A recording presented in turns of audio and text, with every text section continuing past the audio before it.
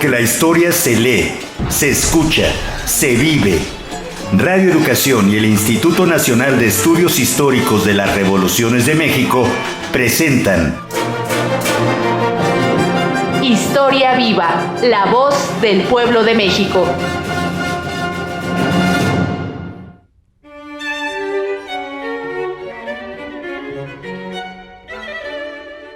Hola, muy buenas tardes, pues estamos aquí de nuevo como cada semana. Les saluda Ivette Mota, junto con todo el equipo que hace posible Historia Viva, la voz del pueblo de México. Esta emisión es realizada por el Instituto Nacional de Estudios Históricos de las Revoluciones de México y Radio Educación. Y bueno, porque sabemos que les gustan los pasajes y también paisajes sonoros, ¿por qué no? Estos pasajes históricos de nuestro país. Saludamos al titular de este programa, al doctor Felipe Ávila, para platicar juntos acerca de la historia que ha formado nuestro México. Hola Felipe, buenas tardes. Hola Ivette, buenas tardes, ¿cómo estás? Muy bien, muy contenta porque además en esta emisión, estimadas amigas y amigos, pues yo sé que como yo y muchas personas se quedaron con ganas de conocer más y continuar conociendo los testimonios de Goyita Zúñiga, quien fue compañera de vida de Emiliano Zapata y de quien se dice fue a la que él más amó.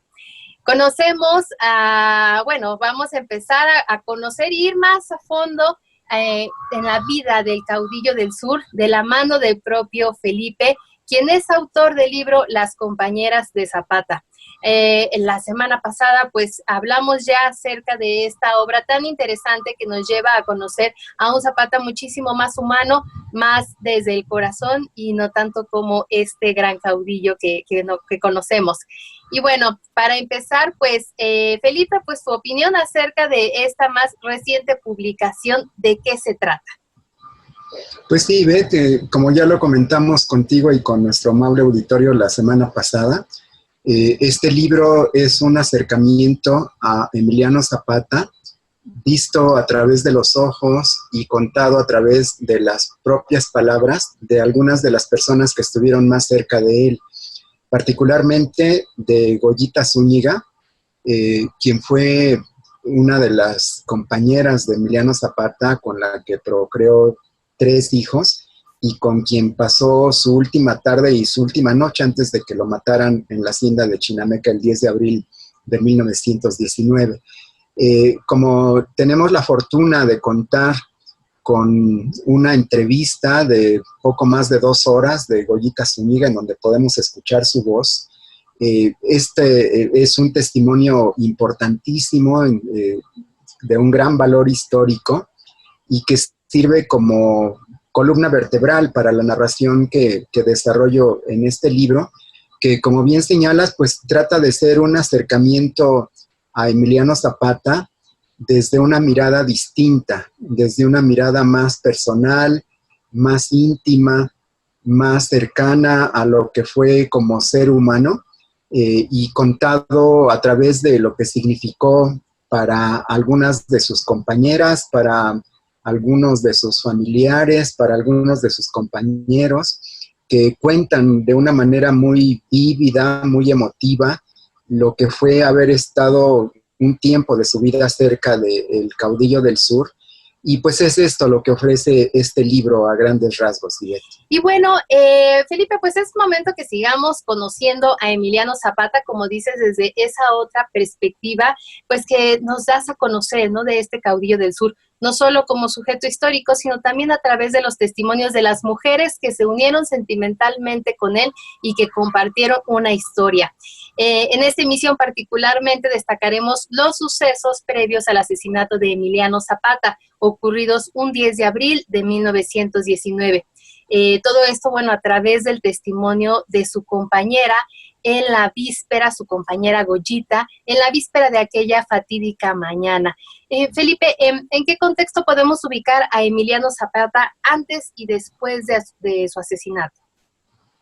Sí, yo creo que para situar a nuestro auditorio en lo que ocurrió en Chinameca el 10 de abril de 1919, tendríamos que remontarnos a ver lo que había sido la historia del zapatismo y del Ejército Libertador del Sur, y particularmente de su principal dirigente, que fue Emiliano Zapata. Hemos visto en este mismo programa, en otras emisiones, a grandes rasgos lo que ha sido la historia del zapatismo, y lo que me gustaría recordarle a nuestro amable auditorio es que para 1918 y para principios de 1919, el zapatismo estaba muy débil. Había perdido la guerra. De hecho, Zapata perdió la guerra durante la revolución desde 1915, cuando fue derrotado su gran aliado Pancho Villa en las grandes batallas del Bajío a manos de Álvaro Obregón. Las derrotas de Villa y las derrotas de Zapata en 1915 significaron el fin de la Revolución Popular como una alternativa viable para organizar un nuevo proyecto de nación. Y en 1918 el zapatismo estaba exhausto. Tenía ya 9 años de guerra ininterrumpida contra 5 gobiernos nacionales. Había luchado contra Porfirio Díaz, después contra el gobierno interino de Francisco León de la Barra, brevemente, después contra el gobierno constitucional de Francisco I. Madero, después contra la dictadura de Victoriano Huerta, y desde 1915 y 1916 estaba en guerra permanente contra el gobierno de Venustiano Carranza. Estos 5 enemigos del zapatismo eran mucho más poderosos que ellos. El zapatismo había sufrido una terrible destrucción, había sido diezmado, había sido perseguido, había sido asesinado, muchos hombres habían sido apresados y deportados, pueblos enteros habían desaparecido, las comunidades ya no aguantaban más el sufrimiento de la guerra. Además, una guerra que no tenía ninguna perspectiva de éxito, Ivette, porque el zapatismo para esos años estaba completamente derrotado, pero seguía resistiendo de manera heroica, con muy poca fuerza, con muy pocos combatientes, prácticamente sin armas, asalto de mata, en campamentos improvisados, en las serranías, en los bosques, con soldados mal alimentados, con soldados mal municionados, y en donde el zapatismo había perdido prácticamente a sus principales dirigentes. En 1917, el hermano mayor de Emiliano Zapata, Eugenio Zapata, había sido asesinado en una riña derivada de un pleito de cantina. Le gustaba mucho tomar y para esas fechas se había agudizado esta enfermedad en el hermano mayor de Emiliano Zapata, y por rencillas con el hijo de un combatiente al que Eugenio Zapata había ofendido, había lastimado, había caído muerto. Pero además de la muerte de su hermano mayor, quizá las 2 muertes que más le pesaron a Emiliano Zapata fueron las de Otilio Montaño, quien había sido el redactor del Plan de Ayala, quien había sido pues, su más cercano colaborador intelectual en el comienzo del zapatismo, y quien está todavía a discusión si realmente Otilio Montaño había traicionado al zapatismo o fue una calumnia que le inventaron sus enemigos dentro del cuartel general. Pero el caso es que ante una rebelión de un poblado del sur de Morelos que se levantó contra el zapatismo, y que al ser aplastada esta rebelión por el ejército zapatista, al parecer encontraron algunos testimonios que implicaban a Otilio Montaño en esa sublevación, de manera que había sido juzgado, había sido condenado a muerte y había sido ejecutado. Incluso Emiliano Zapata ni siquiera quiso estar presente en el juicio, ni tampoco en la ejecución de Otilio Montaño, porque le había dolido mucho. Y también había perdido a otros compañeros importantes que o habían sido asesinados o habían buscado una amnistía y habían dejado la lucha y se habían retirado a la vida privada, o incluso algunos se habían pasado con sus enemigos. Entonces, había habido una especie de derrumbe moral en varios de los jefes zapatistas ante una lucha que ya no tenía ninguna viabilidad de éxito, que estaba derrotada. Entonces, Zapata hizo esfuerzos extraordinarios para mantener la resistencia en condiciones muy difíciles, y le había bajado a la radicalidad de sus propuestas para tratar de encontrar nuevos aliados. Y durante 1918 estuvo buscando de manera desesperada aliarse con algunos de los rebeldes que combatían a Venustiano Carranza, aunque tenían una postura ideológica y política distinta a la de Zapata.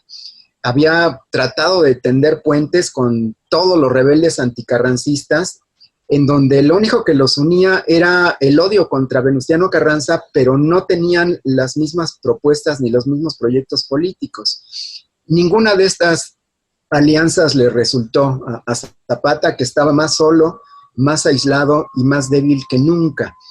Y yo creo que esto fue lo que aprovecharon sus enemigos, el gobierno de Venustiano Carranza, que al ver la debilidad y esa desesperación de Zapata por encontrar aliados externos, encontraron el momento oportuno para tenderle una trampa, y fue esto lo que llevó finalmente a la tragedia de Chinameca, Ivette. La debilidad del zapatismo, su necesidad y desesperación por encontrar aliados y por conseguir armas y parque, su falta de recursos económicos, pero el aislamiento y la debilidad de las comunidades y del propio ejército zapatista. Yo creo que eso es lo que está como marco general de lo que sucedió el 10 de abril en Chinameca, Ivette. Y algo que también ya le generaba un mal presentimiento a Goyita Zúñiga, su compañera en ese momento. Justo vamos a escuchar esta pequeña pausa, cápsula que preparamos, en la cual vamos a oír una narrativa de Goyita Zúñiga describiendo la víspera de este 10 de abril de 1919. Vamos a escucharla y continuamos en Historia Viva.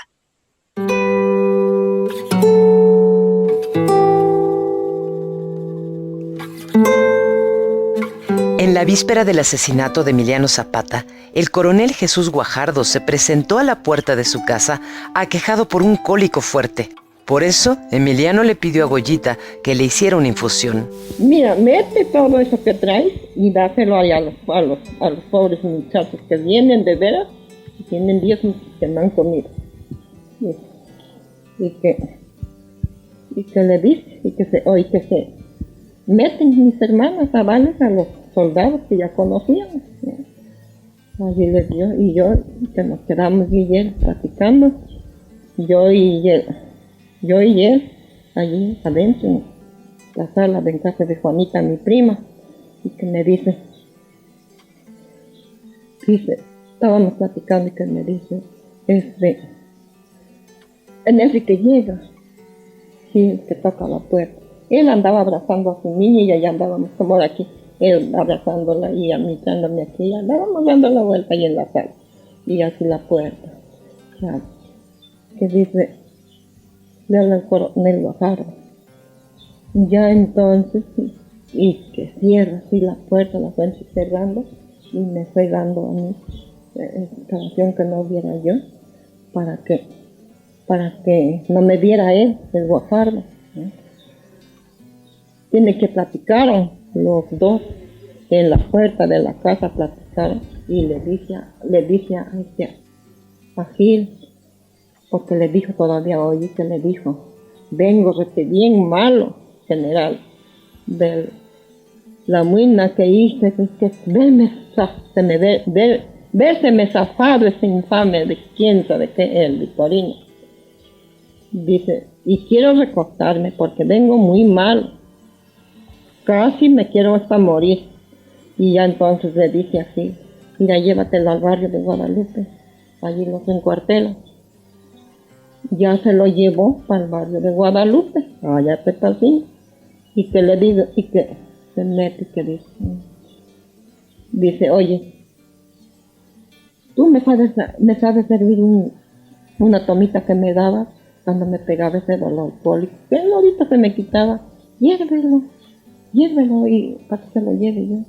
Digo, sí, y que me dice Juanita, mi prima, ¿qué vas a hacer? Pues quiere que le llevamos al hombre ese que vino ahí, que le llevamos el remedio que le hemos servido a él cuando tiene cólico. Dicen, déjame entonces, métete allá, estate con él, yo lo hago. y ya lo hirió ella, y ya en cuanto estuvo, y en eso que estuvo allí, y que me empieza a platicar. Luego le quitó malició, pero la suerte no le ayudó a mi pobre Emiliano. Que me dice, mira, parece que está saliendo cierto lo que me dijiste, chinaca. Y me daba un sacudón. Le digo, te digo, pues que es política la que te está jugando este hombre desgraciado. Así le dije, positivamente. Dice, pues mira.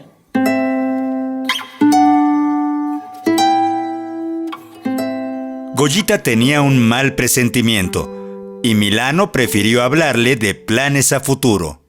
Ahora, acuérdate que me escribiste una carta diciéndome que querías mandar a tu mamá para Zacualpa, porque ya no podía andar, o se llegó el tiempo. Ahora mándala, que se vaya a Zacualpa y que se lleve a nuestra niña. Si lo vas a hacer de veras, con cariño, con anhelo, como yo te lo estoy diciendo, porque nos vamos a ir, ¿viste? Vas a perder no largo tiempo, por espacio de unos cuantos días o meses, a tu hija y a tus padres y a toda tu familia. Mire, yo le dije, pues si con eso te mejoras y esa es tu oportunidad de que nos podamos salvar para vivir, con todo gusto lo hago. Pierdo madre y pierdo padre y pierdo hija, pero sí me voy. Eso quiero, que te vayas con valor, me dijo. Ay, que así habíamos platicado. Bueno, entonces tuvo el remedio, que lo lleva Juanita. Me dice, ya Goyita, ya está el remedio. Le digo, yo apartate en una cosa que se pueda agarrar. Ey, dice sí, y que lo aparta. Y que dice sí, tráelo. Y me dice que se monta en su caballo y el jarrito aquí en la mano. Lleva el jarrito y él a caballo se fue. No me dilato, a mí me conmovió tanto, Dios, no sé qué cosa, me dio tanta tristeza que lo veía yo como iba en su caballo, bailando. Dios te acompañe, y que me siento en el balcón a verlo. Me hace voz que baja mi primo, que me dice, párate, no llores. Pero ahí que me arrimo junto de un santito que tenía allí, era Pedrito, San Pedro, la sombra del Señor San Pedro. Y en Catiza sale, mire que me arrodillo a rezarle, a pedir, pero no me quiso hacer justicia, seguro.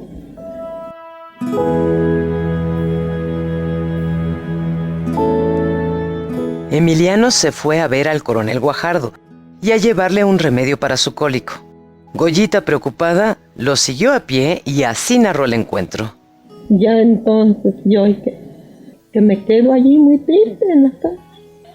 Que agarro mi rebozo y que me lo enredo en la cabeza y en el cuello y que me voy y vaya detrás de él a caballo y yo a pie, salvándome de las tapias que no me diera de la oscuridad, ¿no?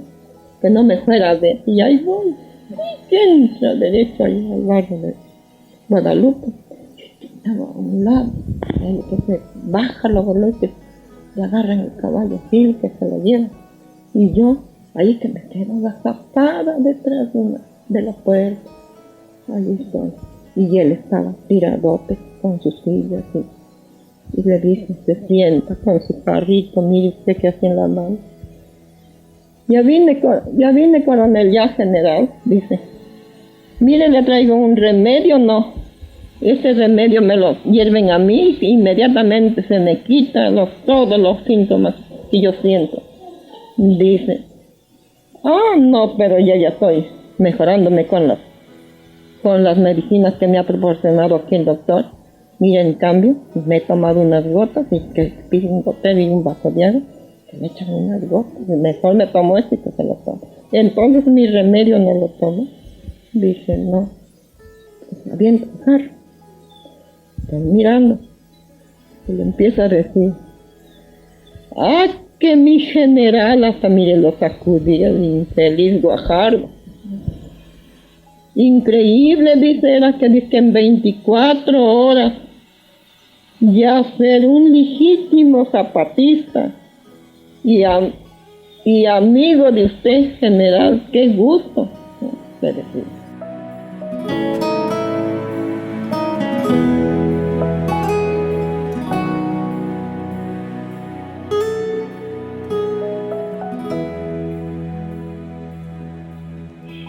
Felipe, pues en las palabras de la compañera sentimental de Emiliano Zapata, Goyita Zúñiga, que escuchamos hace un momento, pues nos otorga mucho respecto a este personaje tan histórico.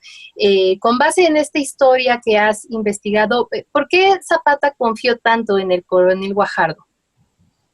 Yo creo que por esto que platicábamos hace un momento, Ivette, por esta necesidad extrema de encontrar alianzas y de conseguir recursos que eran absolutamente indispensables para poder mantener la lucha. Yo creo que Zapata, quien era muy, muy conocido y tenía fama de desconfiado, había sido exitoso al evitar que lo mataran, no solamente en combates, sino también en muchos intentos de asesinato que sus enemigos urdieron con el paso de los años. Zapata era una gente muy desconfiada. Quizá de los grandes líderes de la Revolución Mexicana haya sido el que más desconfiaba de la gente, el que les ponía más pruebas para depositarles su confianza. Y sin embargo, ese Zapata que había logrado sobrevivir en condiciones tan difíciles, hacia finales de 1918 y principios de 1919, ya no era el mismo, ya no tenía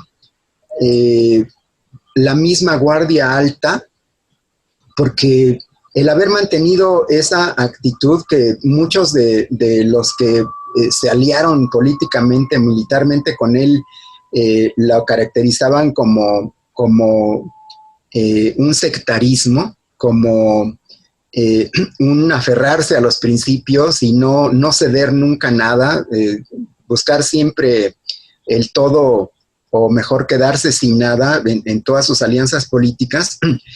Eso que había caracterizado a Emiliano Zapata durante 8 años, ya no lo podía mantener, porque si hubiera mantenido esa postura tan rígida y tan sectaria, pues no iba a conseguir esas alianzas y esos recursos que buscaba tan afanosamente.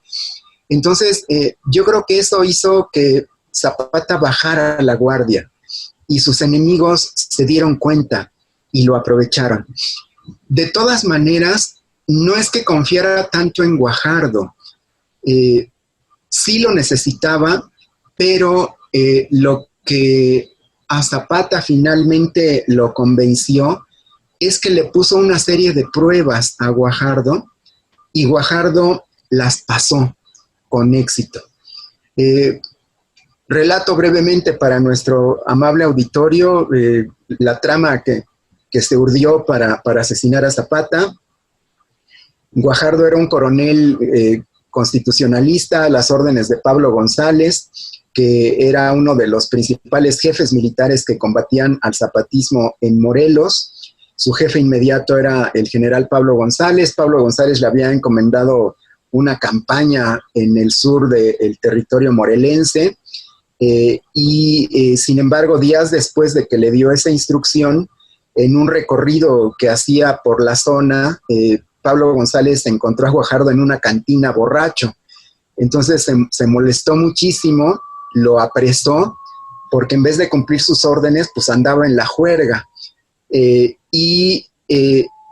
el Morelos de esa época, pues las noticias corrían de voz en voz y Zapata muy pronto se enteró de el castigo que le había puesto Pablo González a Guajardo. Y Zapata pensó que pues Guajardo seguramente estaría muy molesto, muy ofendido, y entonces le escribió una carta invitándolo a unirse a él y que desconociera a Pablo González y al gobierno de Venustiano Carranza. Esa carta que le escribió Emiliano Zapata se conserva, la podemos nosotros leer, en los archivos zapatistas, y sin embargo, antes de llegar a Guajardo, la carta la interceptaron los servicios de inteligencia de Pablo González, que cuando leyó la carta en donde Zapata invitaba a Guajardo a rebelarse y a unírsele, dijo, bueno, pues esto es una gran oportunidad, de aquí puedo aprovecharla. Y entonces con esa carta fue a ver a Guajardo y le dijo, mira, Zapata está en tratos contigo, lo amenazó y le dijo que le contestara. Entonces Guajardo, con la presión de Pablo González, quien prácticamente le dictó la respuesta, le escribió a Emiliano Zapata una contestación en donde le decía pues que sí, que aceptaba unirse a las fuerzas de Zapata y que estaba dispuesto a correr los riesgos que eso implicaba. Zapata recibió la carta, le dio gusto, le contestó que estaba de acuerdo, que lo consideraba un militar honesto y honrado, pero que pues para creerle le tenía que poner unas pruebas que esperaba que él pasara. Entonces Zapata le puso por condición, uno, que se rebelara públicamente contra el gobierno de Carranza; dos, que tomara la población de Jonacatepec; y tres, que apresara y fusilara a un ex zapatista que se había pasado con el enemigo y era un traidor, y además había cometido muchas tropelías contra las comunidades zapatistas en Morelos, que se llamaba Victorino Bárcenas, era un general. Bueno, pues Guajardo cumplió esas tres pruebas que le puso Emiliano Zapata, claro, con el visto bueno de Pablo González y de Venustiano Carranza, que estaban ya en la celada, en la trampa. Entonces, Zapata mordió el anzuelo. Zapata, al ver que Guajardo se rebelaba, que tomaba Jonacatepec, que apresaba a los hombres del traidor Victorino Bárcenas y que los fusilaba, porque fusiló a 59 hombres de Victorino Bárcenas, Jesús Guajardo, pues Zapata le creyó. Y Zapata aceptó reunirse con Guajardo y aceptó verlo y entrevistarse con él en Tepalcingo el 9 de abril y marchar a Chinameca, en donde Guajardo le dijo que tenía un gran arsenal de armas que le iba a entregar personalmente a Emiliano Zapata. Entonces, y esto queda muy claro en el testimonio de Goyita Zúñiga y Bet, Zapata creía que era una jugada que lo iba a fortalecer. Contaba con ese parque, contaba con ese recurso, contaba con los hombres que estaban a las órdenes de Guajardo, que eran varios cientos de combatientes, y pensaba que así como había ocurrido con Guajardo, podía ocurrir con otros jefes militares del gobierno de Venustiano Carranza, que iban a insubordinarse, a sublevarse y que se iban a pasar del lado del zapatismo. Entonces lo vio como una buena señal, porque estaba tan desesperado que se creó una ilusión de que como había logrado atraer a un importante jefe a su movimiento, a Guajardo, pensó que eso le iba a permitir controlar otra vez el oriente de Morelos y tomar otras plazas y darle la vuelta a la situación de derrota militar en la que se encontraba. Entonces fue el crear él mismo una ilusión producto de su desesperación y de querer ver las cosas como las quería ver, sin darse cuenta, con un poco más de calma y con la cabeza más fría, pues de que la situación seguía siendo terriblemente difícil y que aún si hubiera sido cierto que Guajardo se pasaba de su lado, pues de todas maneras seguía estando en una debilidad y en una inferioridad numérica y bélica tremenda, ¿no? Entonces, yo creo que fueron muchas cosas las que se fueron sumando, se fueron conjugando para que Zapata mismo se aferrara a esta ilusión de que Guajardo significaba una esperanza para poder revertir la derrota en la que se encontraba Ivette. Por otro lado, Felipe, tú haces un recuento no textual acerca en este libro de Las compañeras de Zapata. Resaltas la última noche en la que Milano, ¿no? Así le decía, se despidió de Goyita y le dijo que se verían más tarde. Pero ella, pues, aún escéptica, pues, recibió la noticia del caudillo que había sido asesinado. ¿Cuál es, cómo, ya nos describiste este contexto, pero cómo lo vive Goyita? Brevemente, porque enseguida vamos a escuchar un segundo fragmento justamente con el testimonio de Gregoria Goyita Zúñiga. Pero ¿cómo lo vive Goyita, Felipe?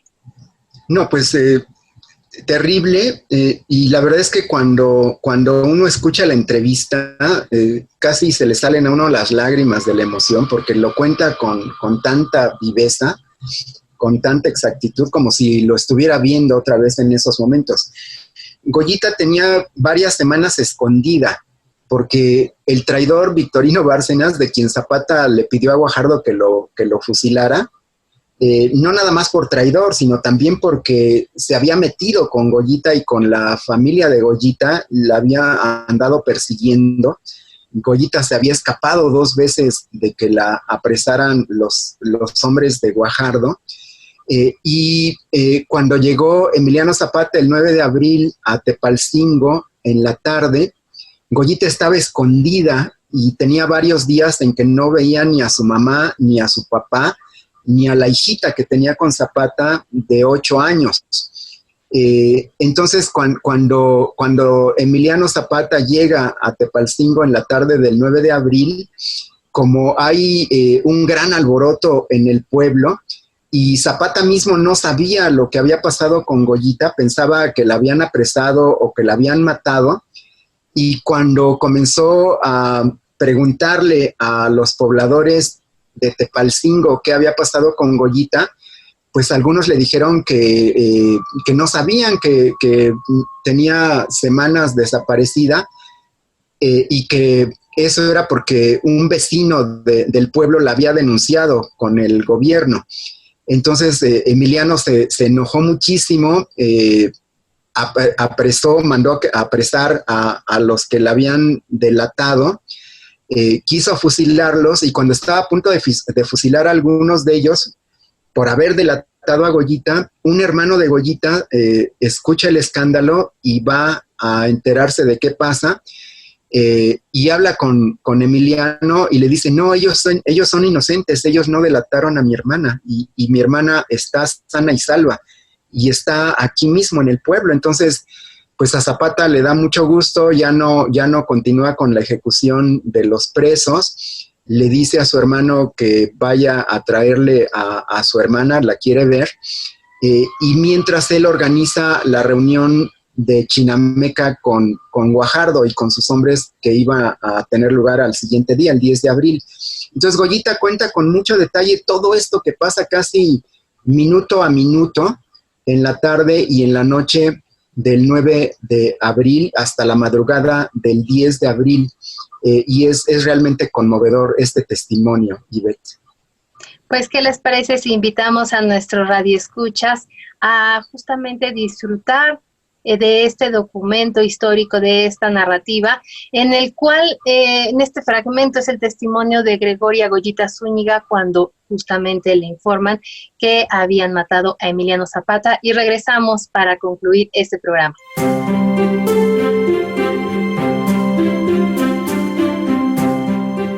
La noche previa al 1 de abril de 1919, Emiliano Zapata se despidió de su amada Goyita y le dio instrucciones precisas. Zapata a mí me estaba diciendo: coman, le decía a sus hermanos. Dice: ay, sí, dice, pues, sabes que Goyita tiene vida en primera porque está joven. Enseguida, que está con su mamá, su papá, su familia. Se mortificará porque tú no estás, pero siempre no es. Y por eso tiene vida, así. Dice: sí, es cierto. Y así quiero que sea. Nunca te mortifiques, para que no te envejezcas en lo y no te acabes. Primero Dios hemos de vivir, me dice. Y ya entonces estaba platicando eso. Y que le dice, y entonces que saca su reloj que ve. Ya mero va a ser la 1, las 12:30, dice. Y yo aquí y todavía no salgo. Y le digo, no te vayas, ¿qué vas a hacer? Fíjate, ya casi va a ser la 1 y te quieres ir, quédate. Ay, dormimos por decir. Dice, no, mi vida, no, dice. Ahora no es tiempo de dormir, mira, ahora es tiempo de andar, dice. Le dicen sus hermanos, su hermana Chucha, que era la mayor. Sí, mira, Emiliano, recupera un rato la noche para que duermas y ya, entonces te vas, que jueces que lo sigas, déjalo. Le digo, mira, Chucha, yo le digo que ponga uno en su lugar para que los ande trayendo los gobiernos y que él se quede, bien sea aquí conmigo o donde él quiera estar salvo y bien. Me sirvió y me abrazó, pobrecito, que le dije eso quisiera yo, mi vida, pero a ver, no puedo, dice, se me tiene que sublevar el gobierno de Jojutla, de Tlaltizapán, el de Cuernavaca. Fíjese cuánta gente no le iba a entregar este hombre en Guajardo, ¿usted cree? Ay, que me dice, el oído, mira, por ese tiempo se agachó, no me llamó afuera porque se le ha de haber hecho penoso, ¿verdad? Y allí delante de sus hermanas se agachó y en el oído me dijo lo que había yo de hacer. Y bueno, ya me quedé. No se lo comuniques a nadie, solo yo y tú sabemos. Así es de que si tienes algo guardado, ve y saca y entrégaselo a tu mamá y nos vamos nosotros a la vida privada por espacio de unos días o un mes. Pues bueno, si esa es tu salvación, con gusto te sigo.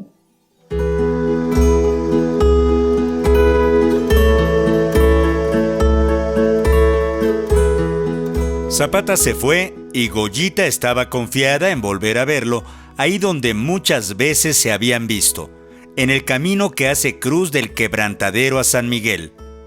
Pero no fue así. Ay, joven, y que se va, yo y que me quedo, que le digo a mí, dice, pero que ya está, pues breve, ándale. Y que le digo a mi mamá, ándale, recoge todo lo que sea tuyo y ahí déjalo y mañana vienes a carrear o reconocer lo que sea tuyo. Vámonos porque él quiere que yo me vaya yo pronto para la casa. Y que así dije, que me voy para la casa donde yo estaba viviendo. Y en un pozo de agua, porque allá en Tepalcingo hacen sus pozos artesanos y les dejan cobachas para escondites, para guardar cosas. Allí tenía yo una caja así de grande de olinolén que él me la regaló. Rosalía de pura plata, allí escondida. Y otras cosas que tenía yo. Las sacamos, las entregué a mi mamá. A mi mamá le dije lo que íbamos a hacer. Sí. Me echó su bendición y cállese. Me voy al cerro donde él me dijo, dice, donde nos veíamos aquella vez en el camino que hace cruz del Quebrantadero a San Miguel. Ay, Jesús, todas las señas me dio. Y me cansé de estarlo esperando allí. Se me hizo noche. Yo ya mi garganta se me secaba de sed. Y le digo a mi papá, ay papá, yo no tengo hambre, tengo sed, quiero beber agua. ¿A dónde hallaremos? Dice, pues hija, si en las orillas de Tepalcingo está la barranca de Chala. Ay papacito, pues vámonos para allá y bebemos agua y luego nos volvemos a subir al cerro. Y dice que bajamos. Y así estaba el corral de la casa de mi compadre Virginio. Le digo, ay papá, ahí estamos cerquita de la casa, vamos a ver qué cosa pasa. Y que nos brincamos este corral de la casa de donde yo estaba, de mi compadre Virginio, que entramos. Que habría de haber pues ya el alboroto que había de que lo habían matado, fíjese nomás. que si no entro, allá estoy en el cerro, esperándolo, y no pasaba gente. Y que entro. Y como sus hijitas eran mis ahijadas, que me colgaban en el cuello. Y yo me metí, ya me hice caso, me metí. Empiezo a jugar con ellas en la cama y así, allí. Y que le dice mi comadre Quirina a mi hermana, se llama Cecilia, y le decíamos Huicho, que le dice Huicho, ven, vamos allá afuera, y que la lleva allá afuera al patio, para decirle lo que pasaba. En eso que la oigo que daba de gritos, lloraba y lloraba allá afuera. Dejo a las espinguitas allí tiradas y salgo. Le digo, ¿qué cosa pasa, comadre? ¿Qué pasa, mamita? Me abraza ella y me dice, ay, mamita, no te quisiera decir. Y lloraba y a mí dime pues lo que pasa, ¿qué pasa? Yo ya me estaba muriendo de ansia de saber. Y que me dice, mire, joven, que asoma al suelo cuando me dijo que mi papá me lo habían matado.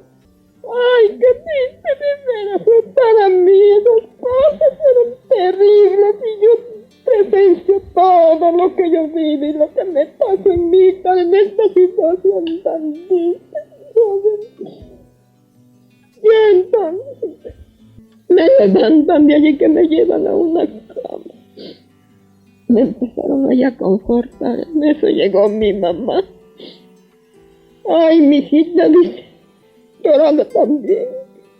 Me abraza y me hablaba. Yo más me morí de que vi yo a mi mamá.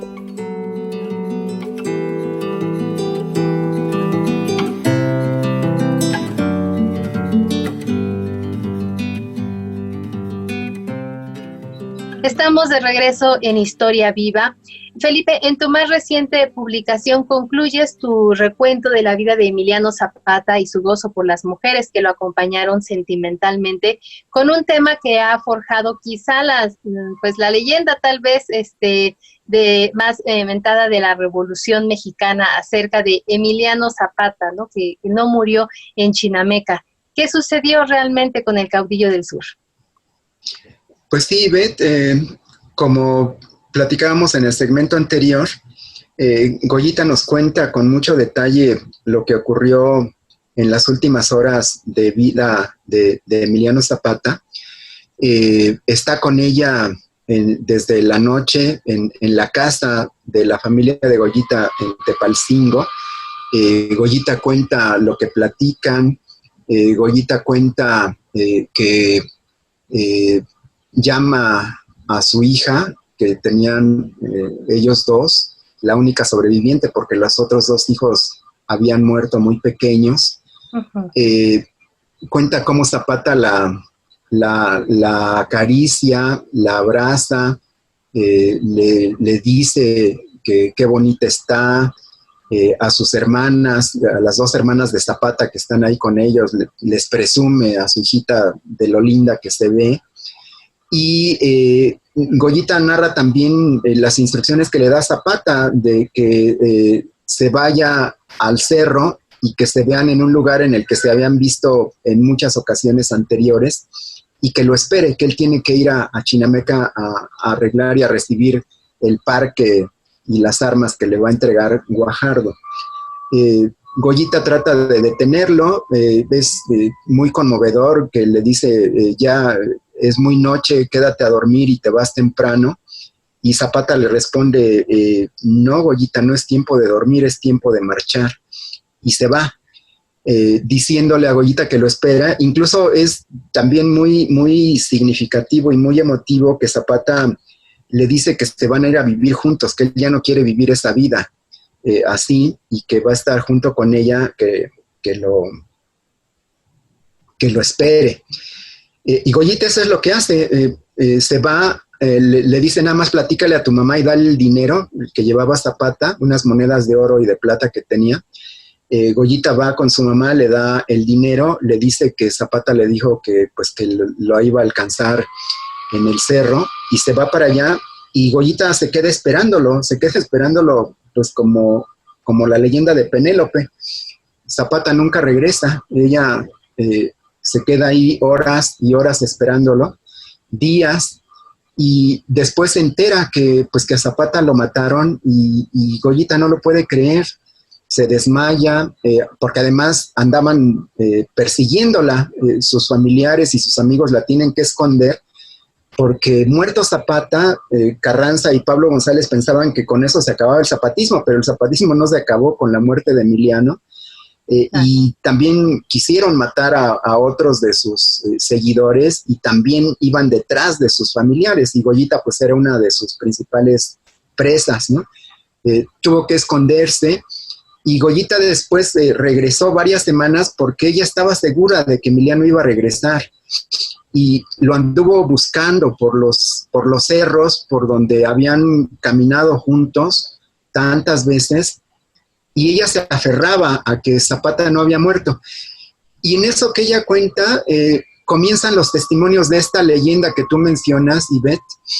La gente de Morelos no quería aceptar la muerte de Zapata, no estaba preparada para hacerlo, no quería aceptar la realidad.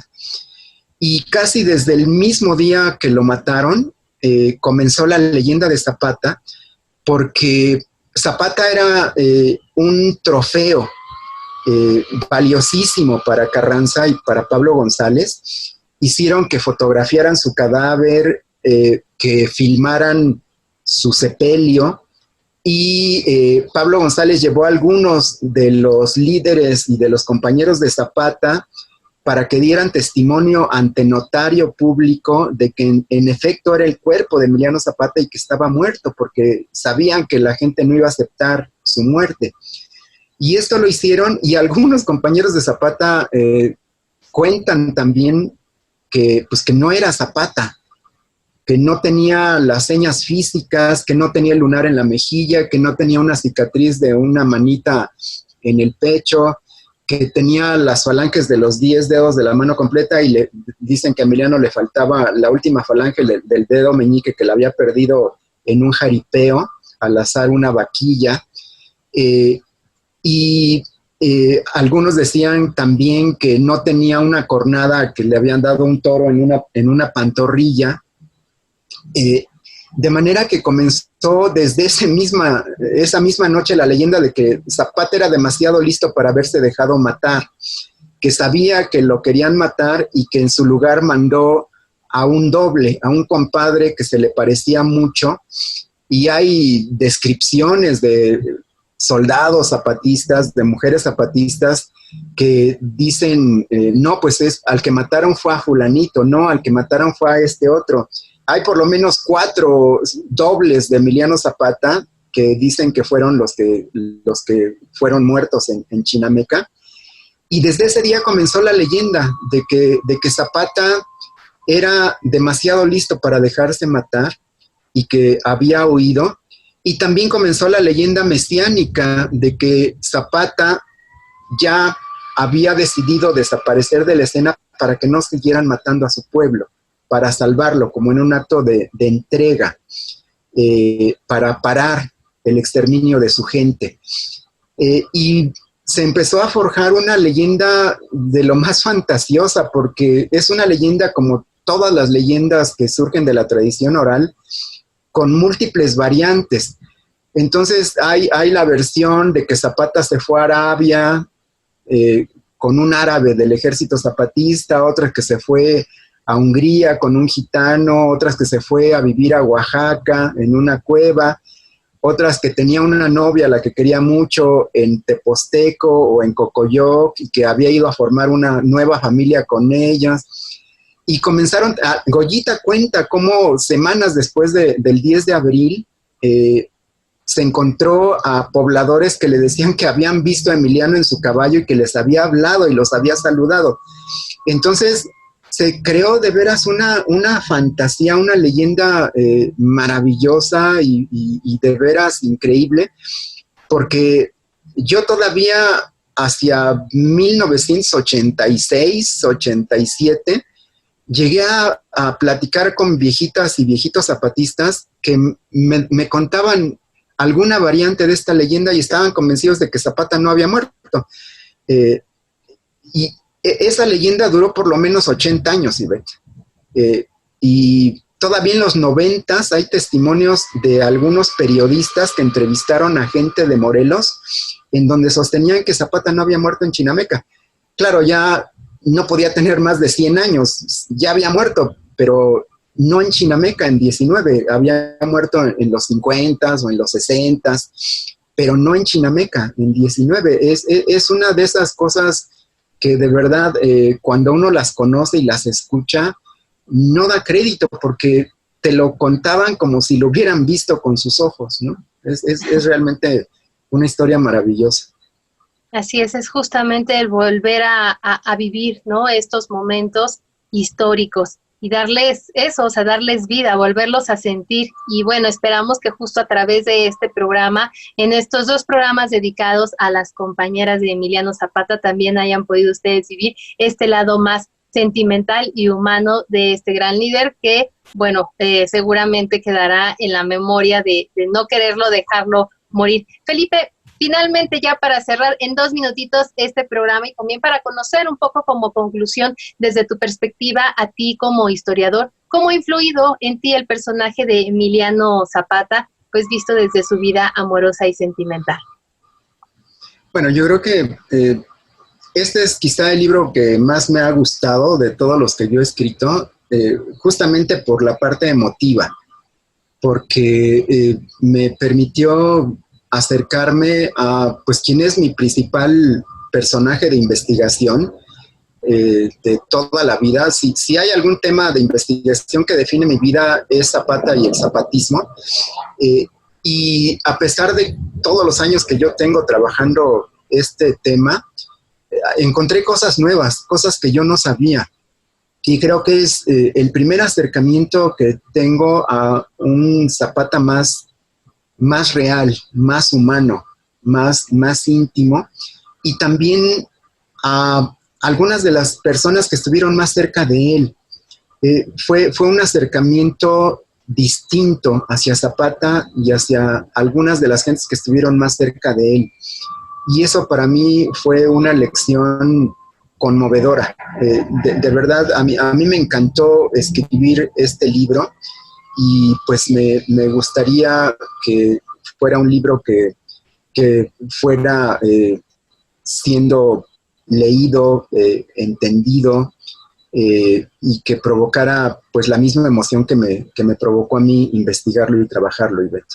Y bueno, hasta aquí dejamos el programa de hoy, pero los esperamos la próxima semana en un nuevo Historia Viva, La Voz del Pueblo de México. Gracias, Felipe. Gracias a ti, Ivette.